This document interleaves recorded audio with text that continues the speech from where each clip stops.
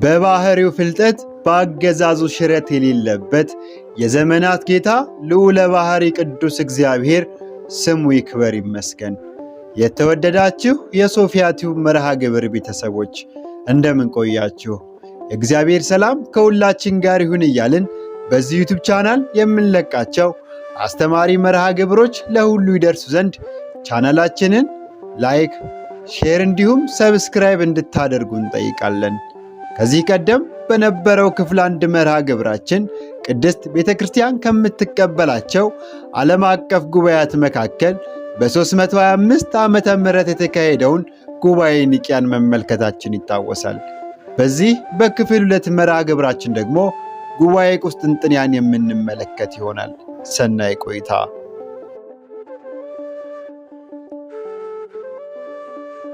ቁስጥንጥንያ በታናሿ እስያ በአሁኗ ቱርክ አካባቢ የምትገኝ ቦታ ናት። ጉባኤው ስሙን የወረሰው ከተካሄደበት ከዚያው አካባቢ እንደሆነ ይነገራል። ይህ ጉባኤ የኒቅያ ጉባኤ ከተደረገ ከ56 ዓመት በኋላ በወርሃ ግንቦት በ381 ዓመተ ምህረት እንደተካሄደ ቅዱሳት መጻሕፍት ይጠቅሳሉ።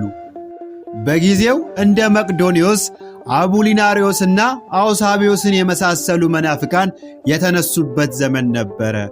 ምንፍቅናቸውም ከቁስጥንጥንያው ንጉሥ ከቴዎዶስዮስ ቀዳማዊ ዘንድ እንደደረሰ ንጉሡ ይህ የቤተ ክርስቲያን ችግር በጉባኤ እንዲፈታ መልእክት አስተላለፈ። በዚህም በንጉሡ መልእክት መሠረት 150 ሊቃውንተ ቤተ ክርስቲያን በ381 ዓመተ ምህረት በቁስጥንጥንያ ተሰበሰቡ። ይህን ጉባኤ በመጀመሪያ ጎርጎርዮስ ዘእንዚናዙ፣ በመቀጠልም ኔክታሪዮስ፣ በመጨረሻም የእስክንድርያው ጢሞቴዎስ በሊቀ መንበርነት መርተውታል። የዚህ ጉባኤ መደረግ ዋና ምክንያትም መቅዶኒዮስ፣ አቡሊናሪዮስና አውሳቢዮስ ያስተምሩ የነበረውን የምንፍቅና ትምህርት ለማውገዝ ነበረ። መቅዶኒዮስ ቁጥሩ ከአርዮሳውያን የሆነ መናፍቅ ሲሆን በ345 ዓመተ ምህረት የቁስጥንጥንያ ኤጲስቆጶስ ሆኖ እንደተሾመ ይነገራል። በዚህ በክህደት ትምህርቱም ክብር ይግባውና መንፈስ ቅዱስ ሕጹጽ ነው ወይንም መንፈስ ቅዱስ በፍጥረት ካሉት ዘንድ የተሰራጨ የእግዚአብሔር ፍጡር እንጂ በአብና በወልድ ትክክል አይደለም፣ እንዲሁም በመላእክት መልክ ተፈጥሮ ከመላእክት ግን ከፍ ከፍ ያለ ነው የሚሉ አደገኛ የክህደት ትምህርት ነበረ። መቅዶኒዮስም ሐሳቡን ለጉባኤው ሲያቀርብ በዮሐንስ ወንጌል ምዕራፍ 1 ቁጥር 3 ላይ ሁሉ በእርሱ ተፈጠረ፣ ከተፈጠረ ሁሉ ያለ እርሱ የተፈጠረ የለም የሚለውን ጥቅስ መሠረት በማድረግ ክብር ይግባውና መንፈስ ቅዱስን ሕጹጽ ነው ወይንም መንፈስ ቅዱስ ፍጡር ነው በማለት አቀረበ። በጉባኤውም ሊቃውንቱ በሰጡት መልስ አንድ መንፈስ እሱም የእግዚአብሔር መንፈስ ብቻ አለ፣ የእግዚአብሔር መንፈስም የእግዚአብሔር ሕይወት መሆኑ የታወቀ ነው። አንተ እንደምትለው የእግዚአብሔርን ሕይወት ፍጡር ካልን የእግዚአብሔርን ሕያውነት ጥያቄ ውስጥ ማስገባታችን ይሆናል።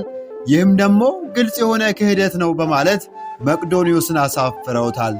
ጉባኤው በጥሞና ሆኖ ስለ መንፈስ ቅዱስ አምላክነት በቅዱሳት መጻሕፍት ምስክርነት የአብ የወልድ የመንፈስ ቅዱስን አንድ አምላክነት ገልጠዋል። በጉባኤው መቅዶኒዮስ ወደ ኦርቶዶክሳዊት እምነትና አስተምህሮ አልመለስ በማለቱ ተወግዞ ከቅድስት ቤተ ክርስቲያን አንድነት ተለይቷል። በዚህ ጉባኤ ከቀረቡት መናፍቃን ሁለተኛው አቡሊናሪዮስ ነው። ይህ ሰው የላዚቅያ ኤጲስቆጶስ እንደነበርና እጅግ የጠለቀው የፍልስፍና ትምህርቱ ወደ ክህደት እንዳደረሰው ይነገራል።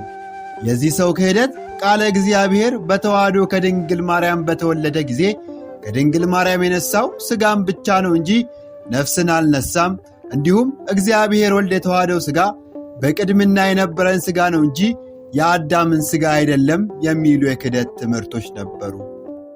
ጉባኤውም ለአቡሊናሪዮስ የሚከተለውን መልስ ሰጥቶታል። እግዚአብሔር ወልድ ከጠባያችን ጋር የተዋሃደው ሊያድነን ነው። እንስሳዊ ሥጋን ብቻ የተዋሃደ ከሆነ እንስሳትን እንጂ ሰውን አያድንም ማለቱ ነው። ምክንያቱም የሰው ልጅ በትንሣኤ ሙታን ጊዜ የሚነሳው ነባቢት አዋቂ በሆነች ነፍስ ሆኖ ነውና፣ የሰው ልጅ በነበረበትና አዋቂ በሆነችው ነፍስ ባይዋሃድ ኖሮ ራሱን የሰው ልጅ ብሎም ባልጠራ ነበር በማለት መልስ ሰጥተውታል።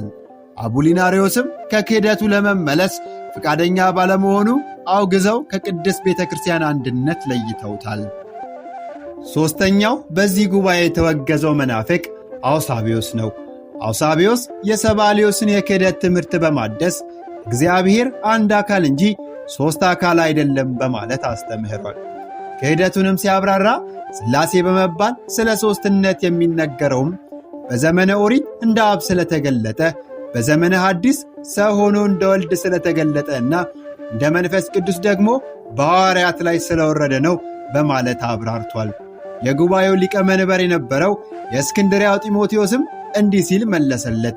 ሥላሴ አንድ አካል ብቻ ከሆነ ወልድ በዮርዳኖስ መቆሙን፣ መንፈስ ቅዱስ በርግብ አምሳል መውረዱንና አብ ከሰማይ ሆኖ መናገሩን የሚመሰክረው ወንጌል ተሻረ ማለት ነው በማለት አውሳብዮስን ረድቶታል። አውሳብዮስም ከክህደት ትምህርቱ አልመለስ በማለቱ ከቅድስት ቤተ ክርስቲያን ኅብረት በውግዘት ተለይቷል። በጉባኤው ሊቃውንቱ የመቅዶንዮስን የአቡሊናሪዮስንና የአውሳብዮስን የክህደት ትምህርት ካወገዙ በኋላ በኒቅያ ጉባኤ የተጀመረውን አንቀጸ ሃይማኖት በማጠናከር የመንፈስ ቅዱስን አምላክነት በሚገባ ገልጸው 5 የጸሎተ ሃይማኖት አንቀጾችን አረቀውልናል። እነርሱም ከአብ በሰረጸ ጌታ ሕይወትን ሰጪ በሚሆን በመንፈስ ቅዱስ እናምናለን፣ ከአብና ከወልድ ጋር እንሰግድለታለን፣ እርሱም በነቢያት አድሮ የተናገረው ነው፣ በሁሉ ባለች በሐዋርያት ጉባኤ በአንዲት ቤተ ክርስቲያን እናምናለን፣ ለኀጢአት ማስተሰሪያ በምትሆን በአንዲት ጥምቀት እናምናለን፣ የሙታንን መነሳት ተስፋ እናደርጋለን፣ የሚመጣውንም ሕይወት እንጠባበቃለን፣ ለዘላለሙ አሜን የሚሉ ናቸው። እነዚህ በዚህ ጉባኤ የረቀቁት 5 የአንቀጸ ሃይማኖት ክፍሎች ጉባኤ ኒቅያ ላይ ከረቀቁት 7 አንቀጾች ጋር አንድ ሆኖ ዛሬ ሐዋርያዊት በሆነች ቅድስት ቤተ ክርስቲያን የሃይማኖት ጸሎት በመባል ይታወቃል።